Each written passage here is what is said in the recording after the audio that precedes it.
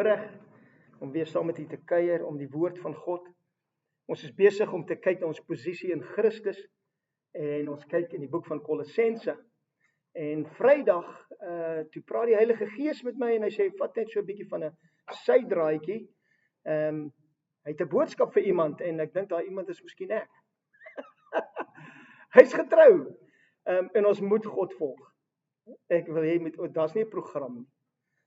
Jy volg die Heilige Gees en wat hy sê. So dit was Vrydag. Gister was ons Kersfeesboomdag. Almal ons Kersfees pyjamatjies aan en ons maak die boom en ons doen. So daar was nie vreeslik voorbereiding. Gisteraand was uit saam vriende vir ete. So nie vreeslike voorbereiding, vanoggend vroeg op en bietjie voorbereiding. So ek weet nie wat gaan uitkom nie. Maar ons gaan die Heilige Gees vertrou. As hy gesê het ek moet dit doen, dan moet ek verwag dat hy my gaan help. So ek wil hê jy moet dit weet. Ek het nie aan u gedink toe ek hierdie boodskap voorberei het nie.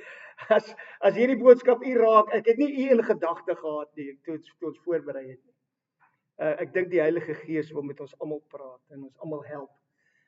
Want ek weet, daar's van ons wat miskien teleurgestel is oor die jaar wat verby is.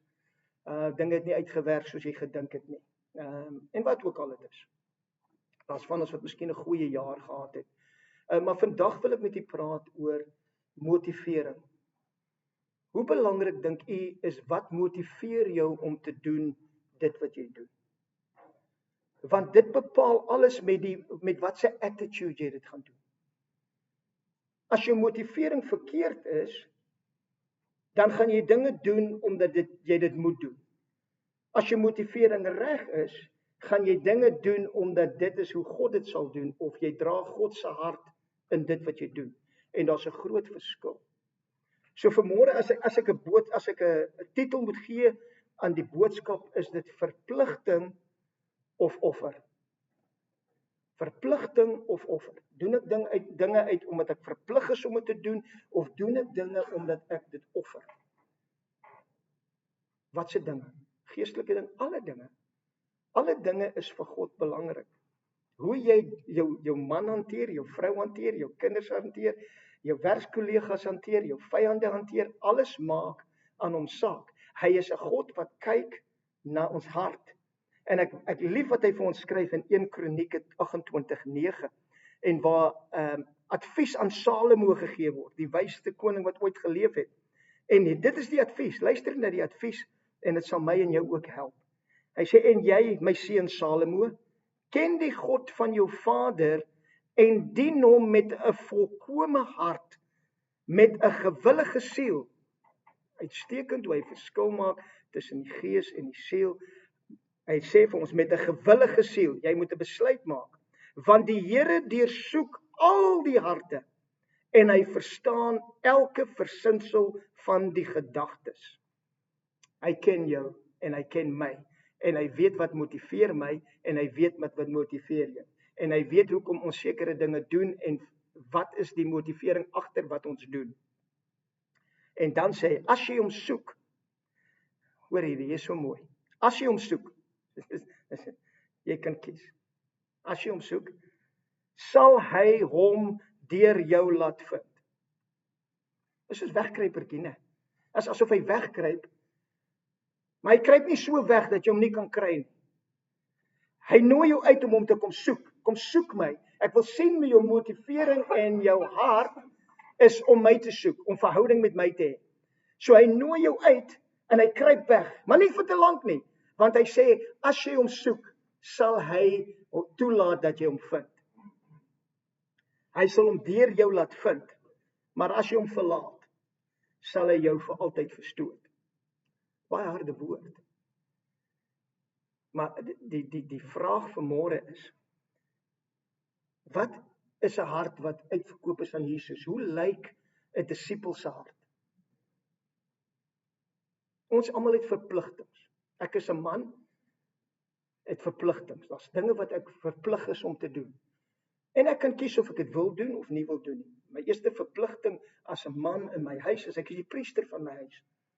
So ek maak seker dat ek geestelik lei, dat ek geestelik bid, dat ek vir my kinders bid, vir my vrou bid, dat ek die huis dra in die gees. Dis belangrik. Dis belangrik dat ek vir my huis voorsien, dat ek werk en al daai tipe dinge. Dis verpligtinge wat ek doen. Ek word verplig. Dit is en ek weet hoe ons lewe. Ek weet van myself. Werk, kry genoeg geld bymekaar, vakansie. Werk, kry genoeg geld bymekaar, vakansie en is op repeat en ons doen dit oor en baie keer omdat die motivering is die vakansie miskien of die motivering is iets anders en nie wat ek kan wees in daai oomblik, op daai oomblik, in daai tyd nie. My verpligting is of wat is my offer? Wat is ek bereid om te offer? En ek wil vanmôre praat uit een van my gunsteling verse uit. In Romeine 12 vers 1. En kom ek begin met 'n vraag en vra u, wat sê die Bybel is jou redelike godsdiens? Nie jou uitsonderlike godsdiens nie. Wat is jou redelike godsdiens? Wat is jou redelike godsdiens? Dis net redelik om so te lewe. Wat sê die Bybel? Ek is bly het gevra, want ons antwoord is in Romeine 12 vers 1. En ek wil jy moet mooi luister, sê hy vir ons. Ek vermaan julle. Hoe vermaan jy iemand? Is nie 'n voorstel nie. Ek maak 'n klein voorstelletjie nie. Ek dink jy moet maar so nie. Ek vermaan jou, ek gryp jou aan die kollar en ek skud jou en ek sê vir jou, hey, luister vir wat ek vir jou sê. Hierdie is baie belangrik. Ek vermaan julle dan broeders by die ontferminge van God. Deur God homself, nie by die ontferming van mense nie. Nie by die ontferminge van enigiets anders nie, by die ontferming van God homself. Dat julle liggame, dat wie?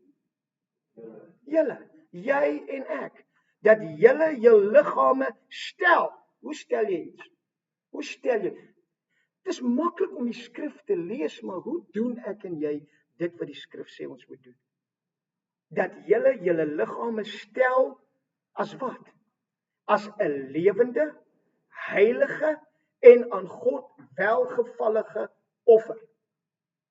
Dit is julle redelike godsdiens. Hoe stel ek my liggaam?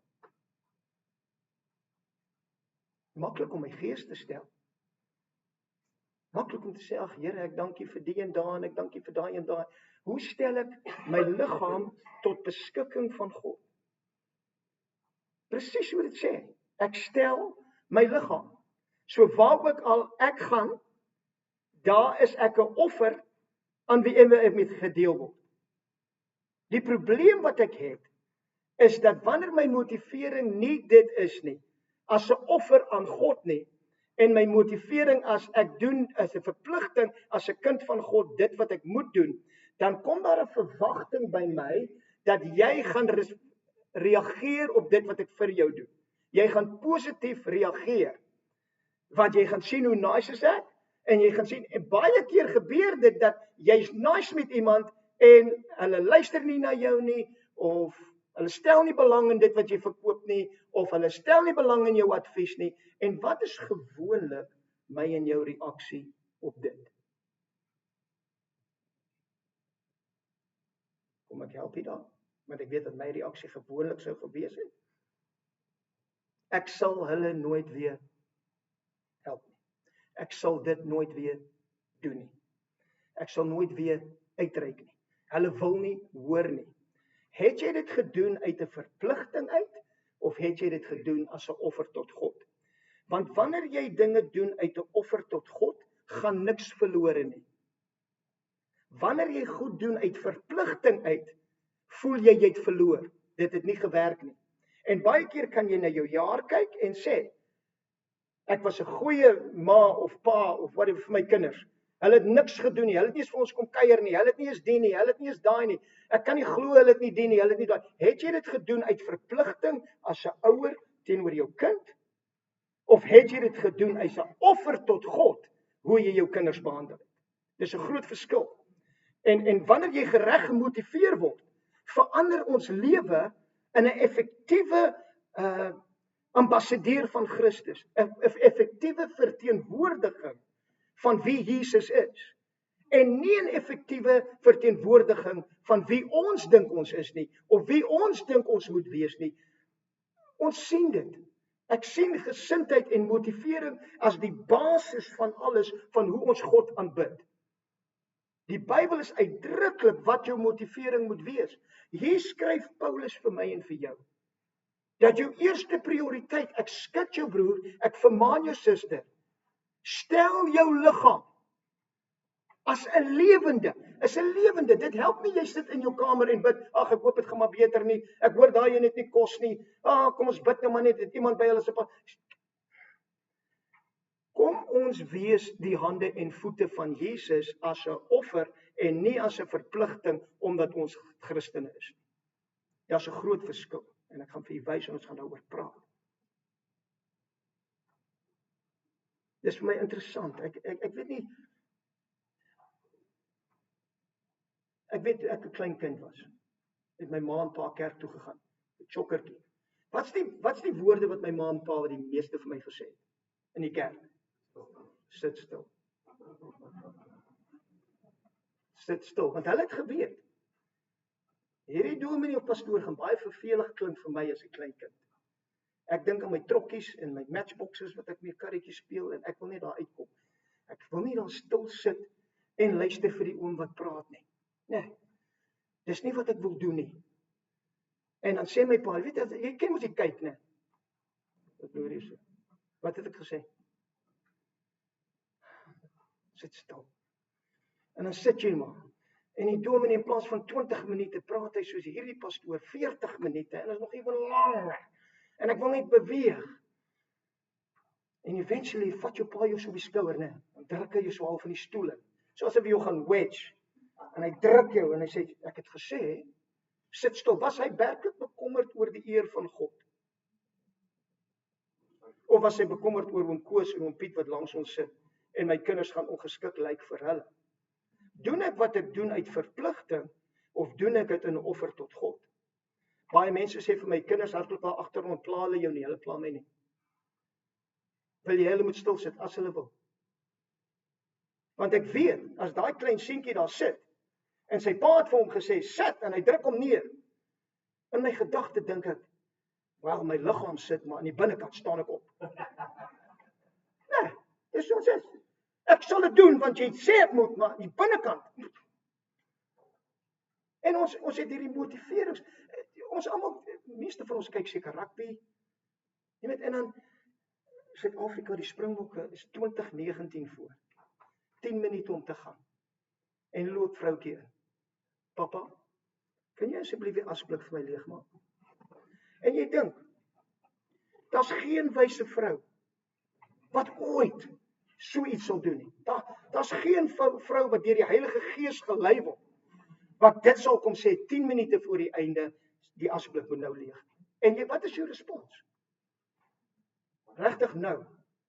Kan jy nie 10 minute wag nie. Papa, ek sal regtig like as jy dit nou doen.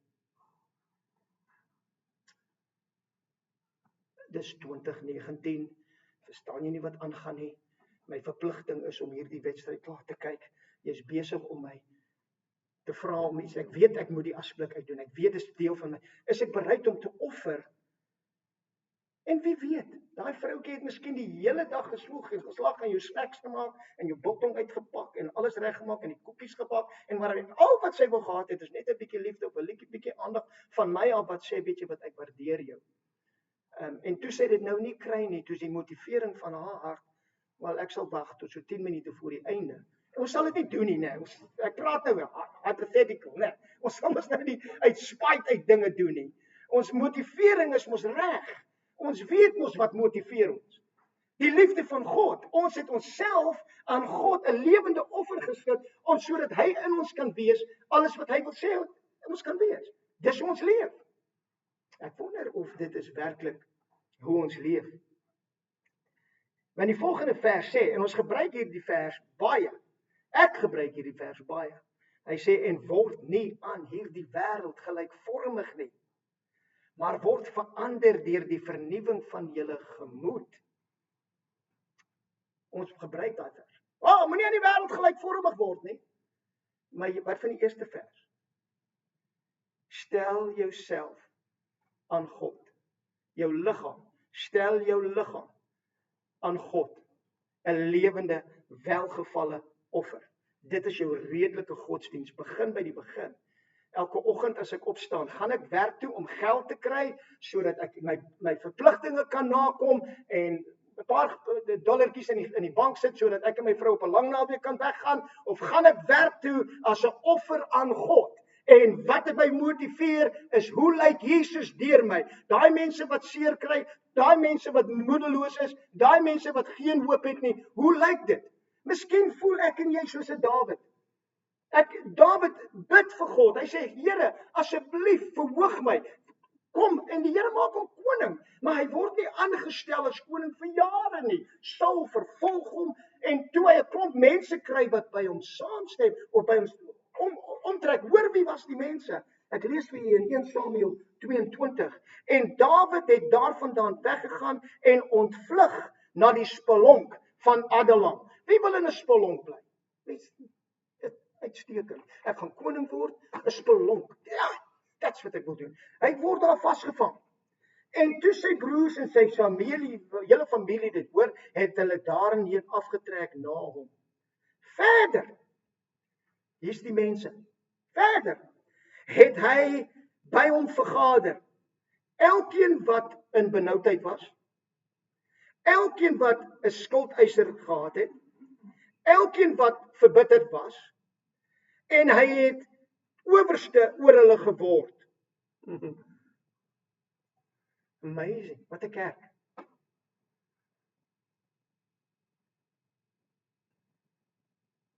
My en jou roeping is om jouself te stel as 'n lewende offer, sodat wanneer jy daar buite is, mense se lewens kan word, hulle wat verbitterd is, hulle wat depressief was, hulle wat nie 'n antwoord het nie, hulle wat miskien net 'n drukkie nodig het, hulle wat miskien net 'n goeie woord het, maar as ek en jy begin gelei word deur ons verpligtinge, ek moet seker nou maar nice wees met hulle, want ek is 'n Christen. Jy mis alles wat God vir jou het, want in die offer is die krag. Jesus Christus het sy lewe geoffer, die krag was in die offer. Die krag wat God deur jou lewe en deur my lewe is in die offer. En voordat ek en jy kan sê dat ons nie moet gelykvormig word aan die wêreld nie, voor ons dit kan sê, moet ek en jy onsself as 'n lewende offer aan God stel en sê, Here, hier is ek. En my motivering vandag is, ek is 'n offer tot God in alles wat ek doen met almal met wie ek deel. Sodat ek, wanneer ek my kop kan neerlê, moet ek die vraag antwoord. Het ek vandag gelewe uit verpligting of het ek vandag gelewe uit offer? Dit gaan die verskil maak. Ek gaan vir u sê, dit sal jou lewe omkeer. As jy net daai klein adjustment kan maak van verpligting lewe tot offer lewe. Dit verander al jou verhoudings, dit verander alles in jou lewe, wanneer ek en jy dit kan doen. Want hy sê vir ons, wat gebeur wanneer ek en jy dit doen? Terug by Romeine 12 vers 2, word nie aan die wêreld gelykvormig nie, maar word verander deur die vernuwing van julle gemoed, deur anders te dink, dis 'n verpligting. Dis my verpligting om vandag te doen. Dis vir my verpligting, dit is my offer. Dit is my offer vandag om vir my man 'n koffie te maak. Dit is my offer vandag om vir hom ontbyt te maak. Dis nie my verpligting nie, want wanneer jy dinge doen uit verpligting uit, word jy verbitterd wanneer niks terugkom jou kant toe nie. En jy kan nie so lewe nie. Jy kan nie lewe in 'n verhouding waar jy gedink het, as hulle maar net as hy dit, hulle het nie dit nie, hulle het nie eens gesê dankie nie, hulle het nie eens gesê, dan mis jy die merk. Jy's besig om te verwag dat ander sal terugdoen aan jou dit wat jy aan hulle gedoen het. En die woord van die Here sê vir my, dis nie 'n offer op God nie. Dis nie 'n offer aan God geoffer nie, maar wanneer my lewe 'n offer is aan die koning van die konings en die Here van die Here, dan is my motivering net jou beste, sonder dat jy enige iets terugdoen. En ek is okay daarmee. Ek bel nie my vriend en sê, weet jy wat, ek het daai $500 gegee. Weet jy wat gaan doen hulle? Hulle gaan reguit bondstoof toe, hulle gaan baie 30 bottels dimpel. Kan jy dit nog hoor?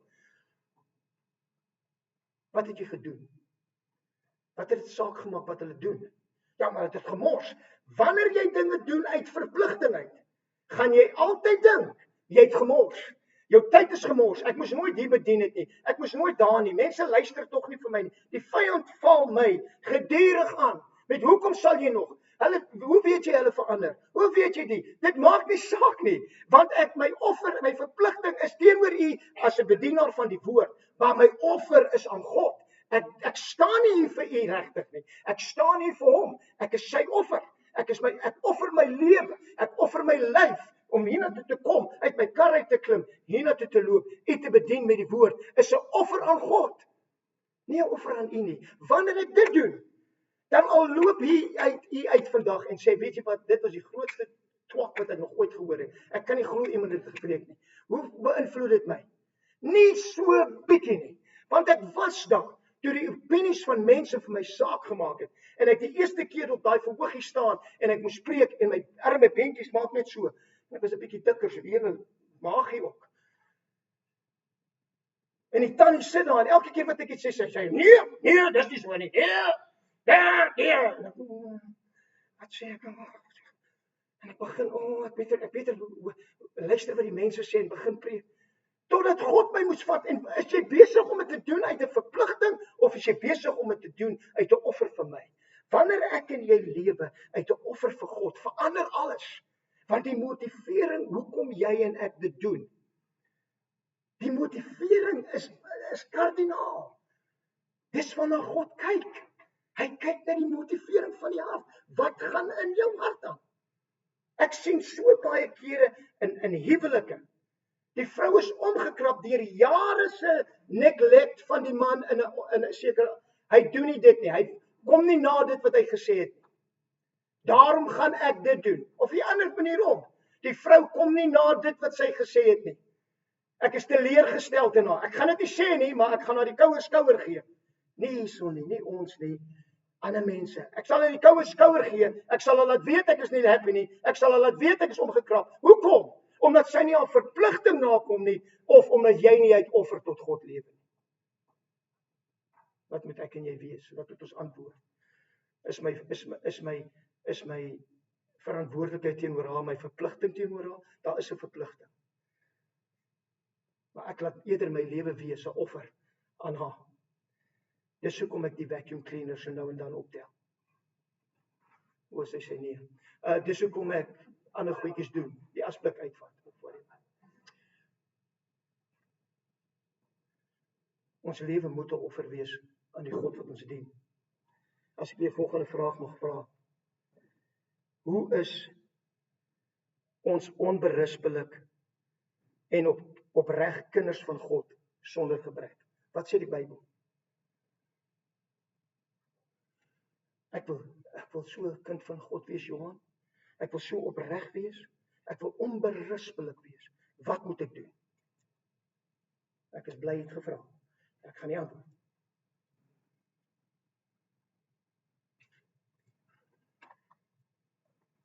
Wil jy weet? Is daar enige iemand wat so belewe? Onberispelik, opreg en sonder gebrek. Enige iemand? Dan soek ons die sleutel, né? Is dit diep? Is julle reg? Hier is diep. Hier is diep. Julle sal moet diep dink en maak julle gees oop wat u luister. Ek weet nie eens eintlik hoe om dit te sê nie. Ek gaan dit net sê, né? Doen alles sonder murmurering en teespraak.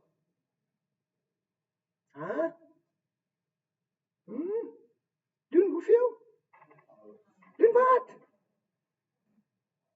Alles sonder kan jy glo, sê wil ek wil nog weer die ding doen. Ek het nog 2 keer die vloer gewas. Ek het nou weer stof. Nou een dingetjie nou moet ek weer doen. Doen hoeveel? Alles sonder murmurering of teespraak. Sonder om terug te praat. Sonder om te sê ek verstaan nie, hoekom moet ek dit doen? Hoekom moet jy regtig moet ek dit nou weer doen? So, want my lewe, my liggaam is gestel as 'n offer aan God. My verantwoordelikheid, my motivering is hom en hom alleen. Uit dit vloei alles van hoe ek mense behandel en hoe ek dinge hanteer. Uit daai verhouding uit van my lewe 'n lewende offer aan hom, vloei alles uit. En ek doen alles sonder murmurering en teespraak, sodat julle, wanneer jy dit doen, sodat julle onberispelik en opreg kan wees, kinders van God sonder gebrek.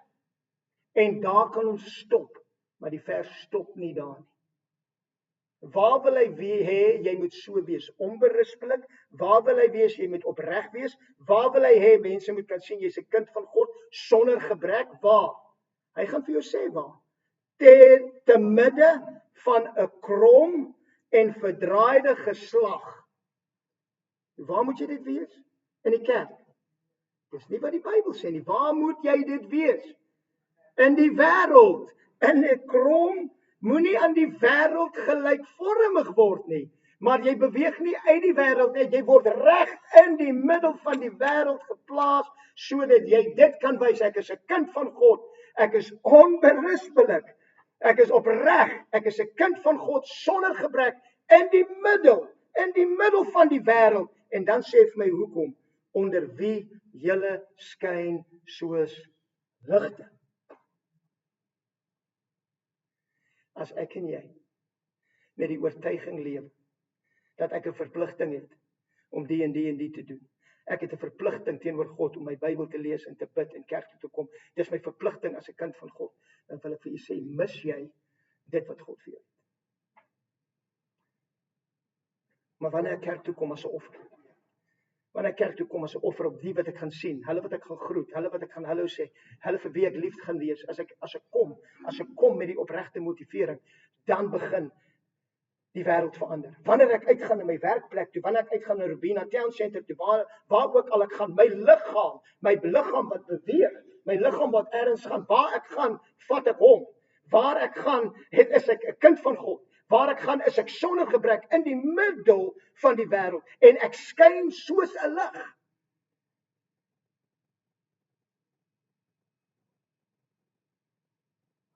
Ons maak klaar. Daai kleintjie sê, wat praat hy? Kolossense 3, vers 17. En wat julle ook al doen in woord of in daad, doen alles in die naam van die Here Jesus en dank God die Vader deur hom. Dank God die Vader deur hom. Nie dank God die Vader alleen nie, dank God die Vader deur hom. Wanneer jy dankbaarheid kan leer en op 'n lewe uit verpligting uit, en is jou voorreg om jou vrou en jou man en jou kinders, ek praat nou, ek praat naby. En jy sê, kan vir my sê vandag, my verhouding met my vrou is uitstekend, moenie jy daaroor worry. Ek worry nie daaroor nie. Vra haar, of sy daaroor worry. Vra hom, of hy daaroor worry.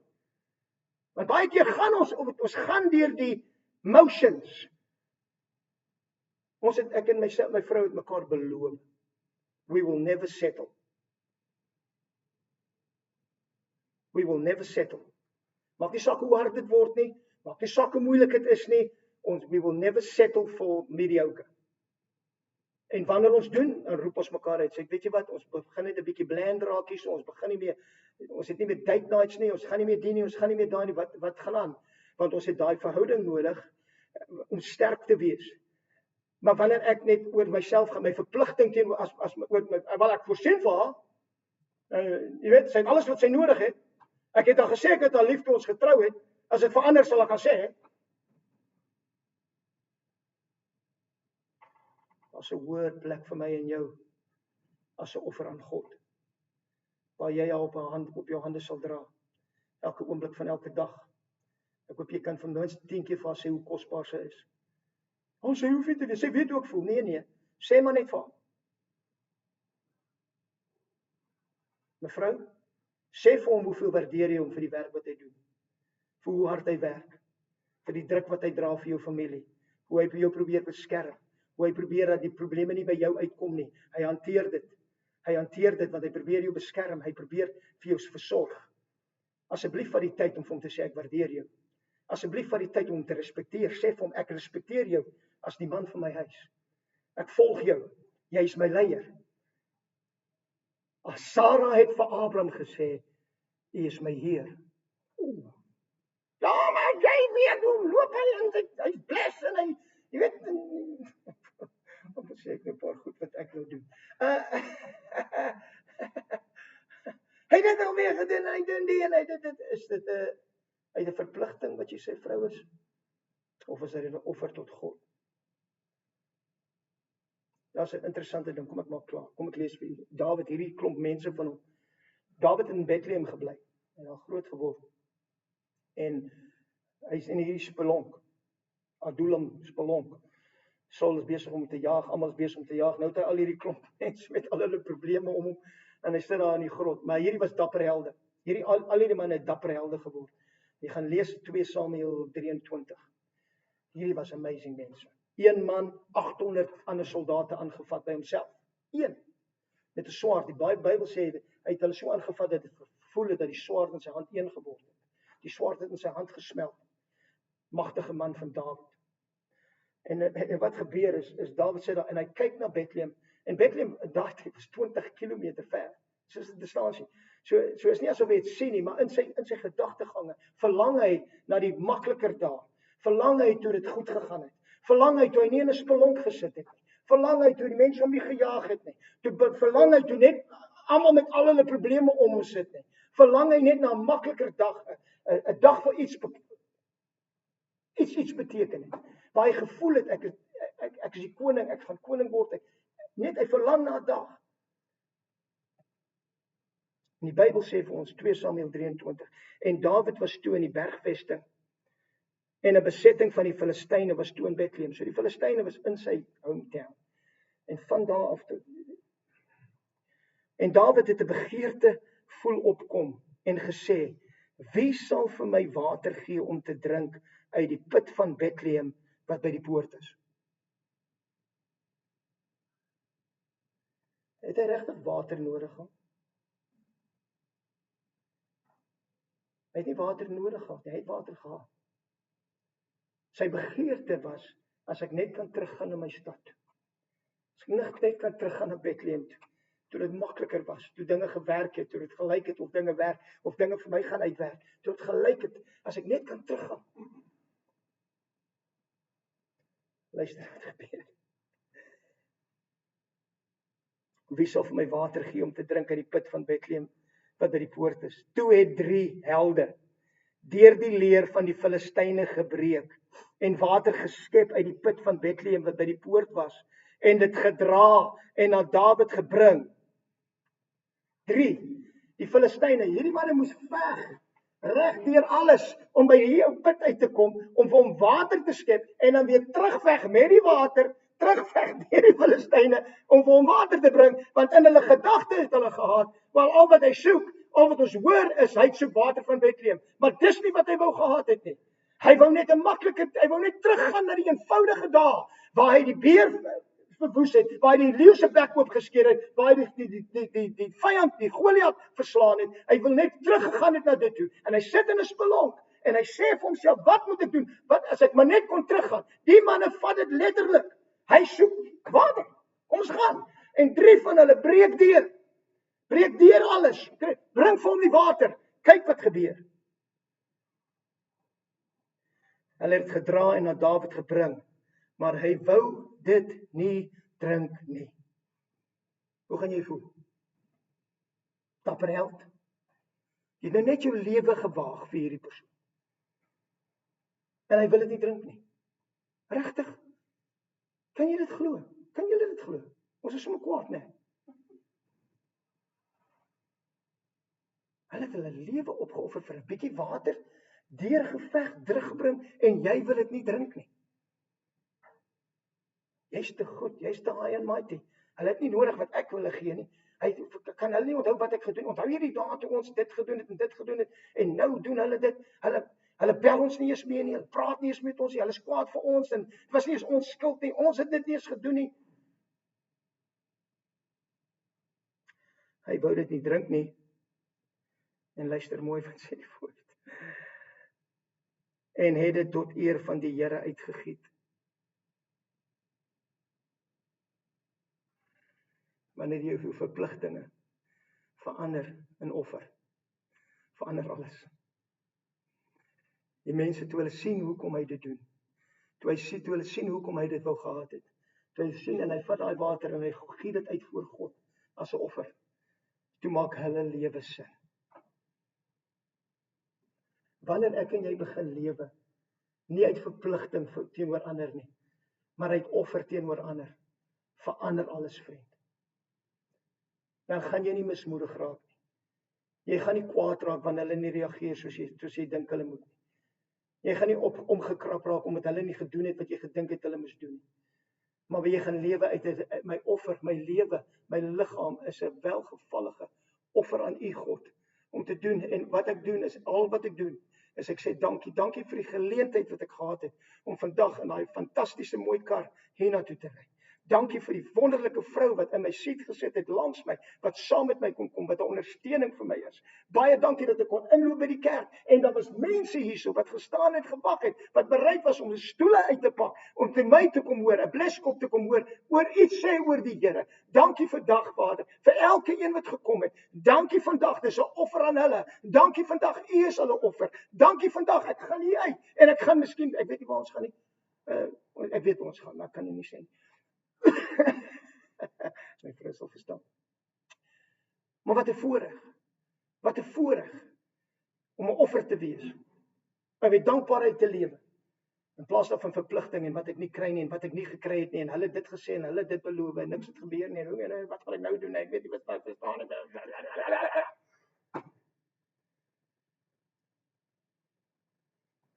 Jy was nie gemaak vir jou nie. Ek dink baie van ons dink ons was. Jy is iemand anders se antwoord. Jou lewe is 'n offer aan God. En daai offer uitgestort voor ander aan die lewende God.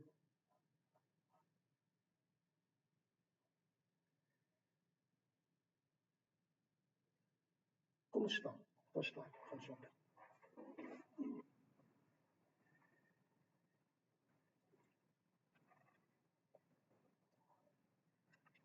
Heilige Gees, hierdie is U woorde. Of ek het reg by mekaar gesit het, of ek het reg gepraat het, U is in staat om die woorde te draai en elke hart te ontmoet waar daai hart is. U het vir ons gesê, toe ons begin het, U deursoek die harte. U kyk wat in ons gedagtes aangaan. En dan kom U en U pas toe dit wat ons nodig het vir waar ons is in hierdie boodskap. Lewe ons uit verpligting uit en Vader, daar is 'n verantwoordelikheid op ons lewe om so te lewe. Maar is dit wat ons motiveer? Of is ons motivering ons lewe as 'n offer tot die lewende God? Doen ons werklik alles sonder murmurering en teespraak? Is ons werklik, Vader, 'n offer uitgegiet vir U in ons lewe op 'n daaglikse basis? Vader, en dit is nie vir in die kerk nie, dit is vir daar buite. Daar is dit tussen 'n krom en verdraaide geslag wat in duisternis sit en U sê, ek wil hê julle moet die lig gaan wees, maar die enigste manier hoe jy en ek die lig kan wees, is om te vergeet van al die dinge wat ons dink ons moet doen en net te wees dit wat hy sê ons moet wees. Dat ons elke persoon, Vader, sal ontmoet daar waar hulle is. Nie daar waar ons dink hulle moet wees nie. Daar waar hulle is. En dat ons 'n goeie woord het, dat ons miskien 'n gebed het, dat ons miskien $50 het, dat ons miskien 'n brood het, dat ons miskien wat ook al hulle nodig het, Vader, want ons is 'n offer, en dit kom nie uit 'n verpligting, omdat ons Christene is nie. Dit kom uit 'n offer, want ons dien die lewende God, wat sy lewe vir ons afgelê het, wat vir ons gewys het, hoe lyk 'n lewe, wat sy lewe offer, verander. En wanneer ons so lewe, Here, verander alles. Daarom bid ek, dat die Heilige Gees hierdie woord in ons harte sal verseël vandag, en dat U weer eens, Vader, in en deur ons verheerlik sal word, in die wonderlike naam van Jesus. Amen.